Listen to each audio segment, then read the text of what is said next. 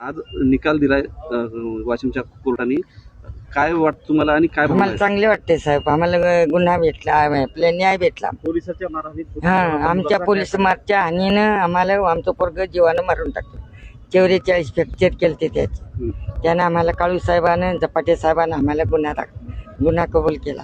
काय म्हणून अटक केली होती त्यावेळेस? त्या काय नाही साहेब, काय नाही होतं त्याच्यावर. ढवळ्या कागदावर काही सही नाही होते. ते मामूली पण भांडण्याची केस नाही होती त्या पोरावर.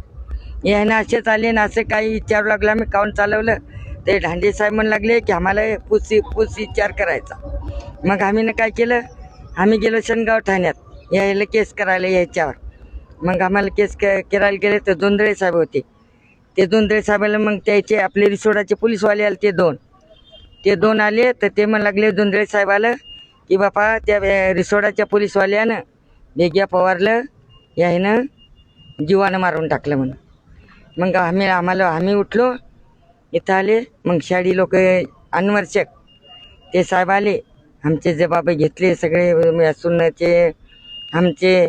त्यानं फार चांगलं केलं आमचं आपल्या अनवर्षक साहेबानं आणि त्याच्या शाडीनं. त्यानं मग त्याच्यापेक्षा आपल्या काळू साहेबानं त्यानं लय आपल्यासाठी लय गुन्हा आपल्यासाठी जीव तोडा. त्यानं आपल्याला नाही केलं. आम्हाला आई वडिलांनी त्यानं आम्हाला साथ दिली. काळू साहेबांनी. शिक्षण किती झालं होतं? नाही साहेब, ते 4थीतच होतं. ते म्हाताऱ्याचं अंग दुखू लागलं त्याच्यानं त्या मुलानं सोडून दिलं. तर मात्र ते तेवढं सोडून बी दिलं तर त्याच्यावर काही कलम नाही होती की त्याच्यात सुद्धा भांडणाची पण कलम नाही ती. एवढे आमच्या लोकांचं होतं, पारधी समाजाचं होतं खरं, मात्र मराठीच्या पलीकडं लेकरू होतं साहेब.